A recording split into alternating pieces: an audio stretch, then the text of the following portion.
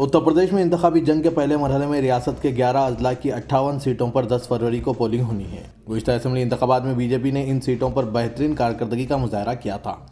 तब बीजेपी ने इन 58 में से 53 सीटें जीती थी। इस बार बीजेपी ने 58 में से 9 सीटों पर ऐसे उम्मीदवार खड़े किए जो हुकूमत में वजीर हैं।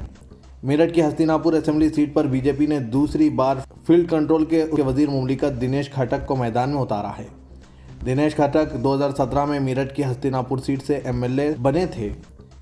कांग्रेस जनरल सेक्रेटरी प्रियंका गांधी वड्रा ने हफ्ते को उत्तर प्रदेश के अलीगढ़ में रोड शो किया और लोगों से अपील की कि वो आइंदा असेंबली इंतखाबात में कांग्रेस पार्टी को वोट दें अगर वो रियासत में नौकरियां और तरक्की चाहते हैं तो।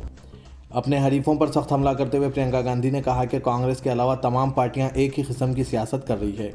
मैं लोगों से कहना चाहती हूं कि अगर आप रियासत में तब्दीली, नौकरियां, तरक्की चाहते हैं तो हमें वोट दें। उत्तर प्रदेश के वज़ीर आला योगी आदित्यनाथ ने शिमला और गर्मी का बयान दोहराकर सियासी दर्ज हरारत आज फिर बढ़ा दिया है। वीवी इंटर कॉलेज में मुनक़िदा मीटिंग में जब योगी स्टेज पर पहुंचे तो जय श्री राम के नारे लगने लगे। लॉर्ड श्री राम से मुतालिक गाने सुनकर पूरा माहौल गूंज उठा और हामियों ने खुशी का इज़हार किया। योगी ने फसादात, कैराना अखराज, तरक्की के साथ साथ वैक्सीन की दोहरी खुराक की याद दिलाई। इनके इस प्रोग्राम में गाना बज रहा था, जो लाए हैं राम हम उन्हें लाएंगे। वज़ीर आला योगी आदित्यनाथ ने कोविड अस्पताल का मुआयना करने के बाद जलसे-आम से खिताब किया। तकरीर के आगाज़ के साथ ही योगी ने इन्हें अपना शिमला बयान याद दिलाया। कहा, पिछले 2 दिनों का मौसम देखकर लगता है शामली अब शिमला बनना चाहती है। इसके बाद भीड़ ने जय श्री राम के नारे लगाने लगे। मगरबी उत्तर प्रदेश में पोलिंग में सिर्फ 5 दिन रह गए हैं। इस खित्ते के सियासी माहौल गर्म हो चुका है। मगरबी उत्तर प्रदेश में किसानों पर बहुत ज़्यादा बोझ है। ऐसे में सवाल यह है कि किसानों की तहरीक का इंतखाबात में क्या असर पड़ेगा। एबीपी के मंशूर प्रोग्राम में राकेश टिकैत ने उत्तर प्रदेश की सियासत पर किसानों के तहरीक के असरात के बारे में बहुत सी बातें कही है। अगरचे राकेश टिकैत की कोई पार्टी नहीं है, लेकिन इस सियासी मौसम में वो किसी भी पार्टी का खेल बना और बिगाड़ सकते हैं। 52 साल राकेश टिकैत मगरबी उत्तर प्रदेश में जाट लैंड की आवाज़ वाला चेहरा है, जिसमें पहले मरहले में पोलिंग होनी है। राकेश टिकैत भारतीय किसान यूनियन के बानी महेंद्र टिकैत के बेटे हैं। राकेश टिकैत 2 बार इलेक्शन लड़ चुके हैं, हालांकि इसमें इन्हें शिकस्त हुई थी। राकेश टिकैत ने कहा कि अवाम को लगता है कि हम एक ऐसे उम्मीदवार को लाना है जो इनके मसाइल हल कर सके। ऑल इंडिया मजलिस इत्तेहादुल मुस्लिमीन के सरबराह असदुद्दीन ओवैसी की गाड़ी पर जुमेरात को हमला किया गया था। पुलिस ने इस मामले में 2 मुलजिमीन को गिरफ्तार कर लिया है। मामले की तहकीकात करने वाली पुलिस के हाथ अभी शख्स तक भी पहुंच गए हैं जिससे हमलावरों ने पिस्तौल खरीदा था। पुलिस ने दावा किया है कि हमले के मुलजिम सचिन ने मेरठ के एक शख्स से पिस्तौल खरीदा था। पुलिस के मुताबिक तफ्तीश के दौरान ये बात सामने आई है कि सचिन ने मेरठ के रहने वाले अलीम नामी शख्स से पिस्तौल लिया था। पुलिस का कहना है कि अलीम को इनकी नीयत का इल्म नहीं था कि वो पिस्तौल क्यों लेकर जा रहे थे। पुलिस के मुताबिक तफ्तीश में यह बात सामने आई है कि हमलावरों ने असदुद्दीन ओवैसी के काफिले पर इसी पिस्तौल से फायरिंग की थी जो अलीम से ली गई है। पुलिस ने अलीम को असला फराहम करने के इल्ज़ाम में हिरासत में ले लिया है। काबिल ज़िक्र है कि असदुद्दीन ओवैसी पर हमले के मामले में पुलिस ने वाक़े के ही दिन शुभम और सचिन नामी 2 मुलजिमीन को गिरफ्तार किया था। बीजेपी के कौमी सदर जेपी नड्डा ने कहा कि उत्तर प्रदेश के लोगों को गुमराह करने के लिए एसपी, बीएसपी और कांग्रेस समेत दीगर पार्टियों की जानिब से तरह तरह के वादे किए जा रहे हैं। कोई बिजली मुफ्त देने की बात कर रहे हैं तो कोई बिजली के बिल माफ़ करने की बात कर रहे हैं। जब इनकी हुकूमत थी तो बिजली की फराहमी की क्या हालत थी, इस सब से सब वाकिफ़ है।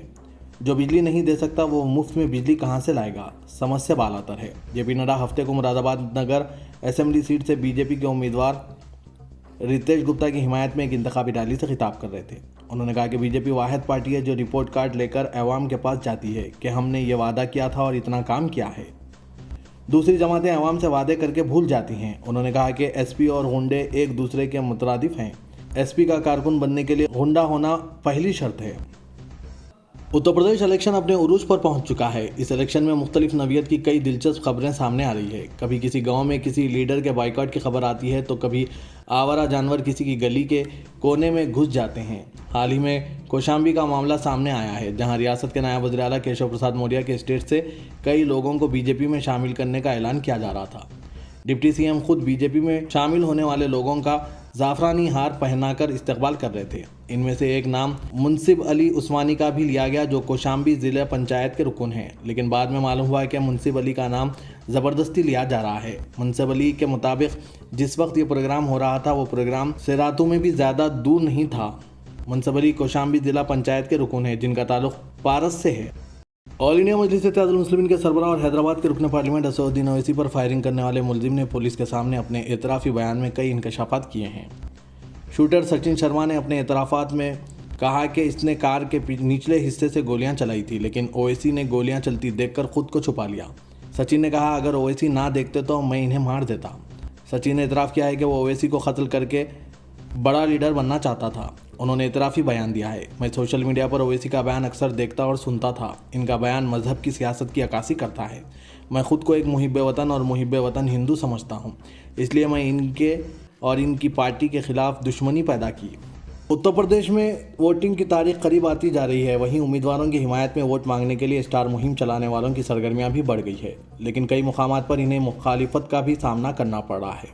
ऐसे में आज हफ्ते के रोज़ मेरठ में कुछ लोगों ने बीजेपी की स्टार कैंपेनर बबीता फोगट के काफिले पर हमला कर दिया। मालूमात के मुताबिक बबीता फोगट मेरठ जिले के सिवालखास असेंबली हलके के गांव दिबातवा में बीजेपी उम्मीदवार महेंद्र पाल की हिमायत में मुहिम चलाते हुए वोट मांग रही थी। फिर कुछ लोग एहतजाज करते हुए लाठियां लेकर सामने आ गए और इनके काफिले पर हमला करने लगे। इस हमले में मुतअद्दिद अफराद के ज़ख्मी होने की इत्तला है। वाजरे के लीडरों पर हमले का यह पहला वाक़या नहीं है, बल्कि इससे पहले 3 फरवरी को मेरठ में असदुद्दीन ओवैसी पर भी हमला हुआ था।